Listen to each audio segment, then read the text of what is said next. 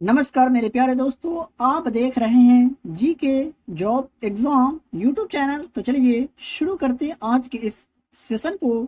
तो आप इस वीडियो को बगैर स्किप किए हुए पूरा जरूर देखिएगा, क्योंकि एक एक प्रश्न आपके एग्जाम के दृष्टिकोण से बहुत ही ज्यादा महत्वपूर्ण है और यहाँ से प्रश्न आपको अपने एग्जाम के पेपर में देखने को जरूर मिलेंगे। तो चलिए शुरू करते हैं आज के सेशन को। तो पहला प्रश्न है, किस नृत्य शैली को पूर्व की गाथा के रूप में जाना जाता है? निम्नलिखित में से कौन सा नृत्य शैली है जिसे पूर्व की गाथा के रूप में जाना जाता है? तो कथकली को पूर्व की गाथा के रूप में जाना जाता है। सही जवाब हो जाएगा ऑप्शन नंबर सी।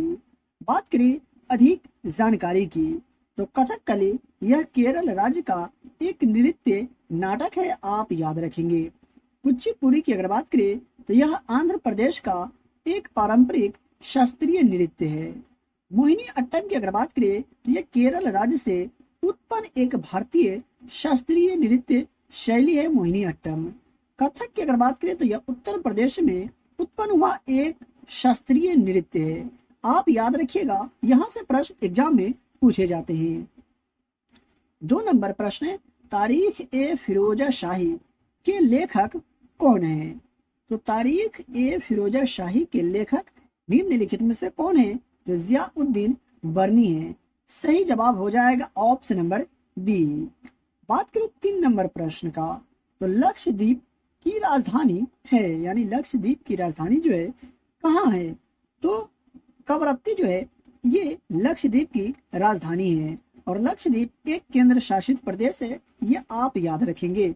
सही जवाब हो जाएगा ऑप्शन नंबर बी। देख लेते हैं दूसरे प्रश्न को। 4 नंबर प्रश्न है, जवाहरलाल नेहरू बंदरगाह कहाँ पर स्थित है? तो बात करें जवाहरलाल नेहरू बंदरगाह का, तो यह जो है मुंबई में स्थित है और इसे नहवा सेवा बंदरगाह के नाम से भी जाना जाता है, जवाहरलाल नेहरू बंदरगाह को। सही जवाब हो जाएगा ऑप्शन नंबर डी। देख लेते हैं अगला प्रश्न को। तो 5 नंबर प्रश्न है, सबरीमाला मंदिर कहाँ स्थित है? सबरीमाला मंदिर जो है निम्नलिखित में से कौन से राज्य में है? तो केरल राज्य में है। सही जवाब होगा ऑप्शन नंबर ए और यह भगवान अयप्पा को समर्पित है, ये भी आप याद रखिएगा, एग्जाम में प्रश्न पूछे जाते हैं।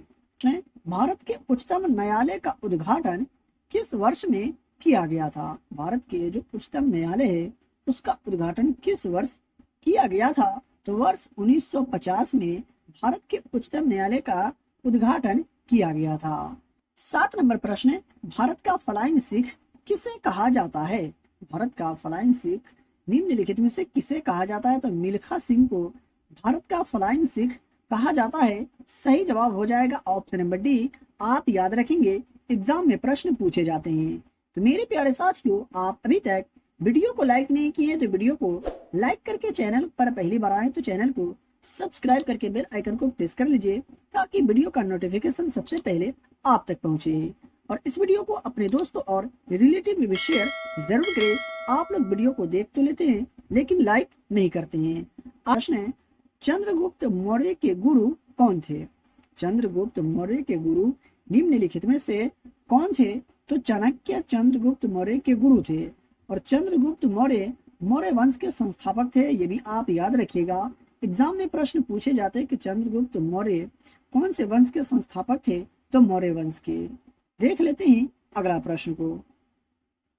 10 नंबर प्रश्न है, जय जवान जय किसान का नारा किसने दिया था? जय जवान जय किसान का नारा निम्नलिखित में से किसके द्वारा दिया गया था? तो लाल बहादुर शास्त्री के द्वारा जय जवान जय किसान का नारा 1965 के भारत पाक युद्ध में दिया गया था, ये आप याद रखिएगा।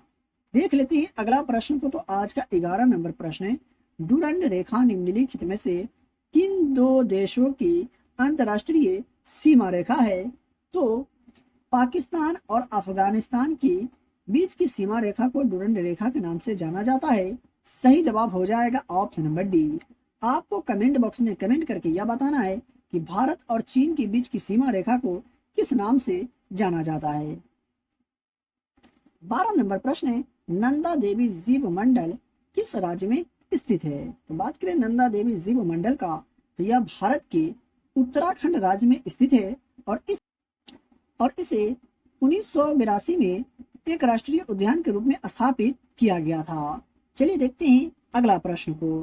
13 नंबर प्रश्न है, स्वच्छ भारत अभियान कब शुरू किया गया था? स्वच्छ भारत अभियान की अगर बात करें दोस्तों, तो इसे 2014 में शुरू किया गया था। बात करें 14 नंबर प्रश्न का, तो सेरीकल्चर किससे संबंधित है? सेरीकल्चर जो है निम्नलिखित में से किसके उत्पादन से संबंधित है? तो रेशम कीट पालन से संबंधित है सेरीकल्चर। यहाँ पर सही जवाब होगा ऑप्शन नंबर सी। और बात करें अधिक जानकारी का, तो एपी कल्चर की अगर बात करें तो इसके अंतर्गत मधुमक्खी पालन होते हैं। फ्लोरिकल्चर की अगर बात करें तो फूलों की खेती से संबंधित है। हॉर्टिकल्चर की अगर बात करें तो सब्जी की खेती से। पीसी कल्चर की अगर बात करें तो मछली पालन से। वर्मी कल्चर की अगर बात करें तो केचुआ पालन से। बीटी कल्चर अंगूर की खेती से। और फंगी कल्चर मशरूम की खेती से। ये आप याद रखेंगे, स्क्रीनशॉट लेकर के रख सकते, नहीं तो आपको डेली की क्लास के वीडियो का जो पीडीएफ होता है वो आपको फ्री में दिए जाते हैं। 15 नंबर प्रश्न है, होम रूल लीग की स्थापना किसके द्वारा की गई थी?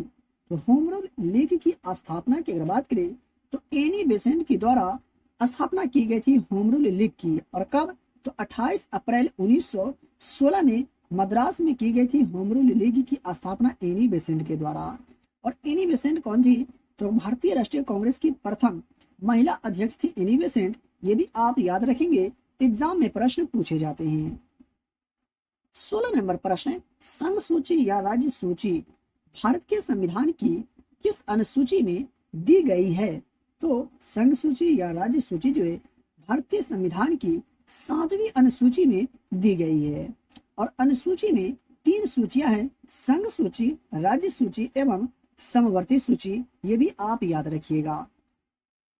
17 नंबर प्रश्न है, किस काल में कैटल ह्यूक सबसे प्रसिद्ध स्थलों में से एक था? यानी किस काल में कैटल ह्यूक सबसे प्रसिद्ध स्थलों में से एक था?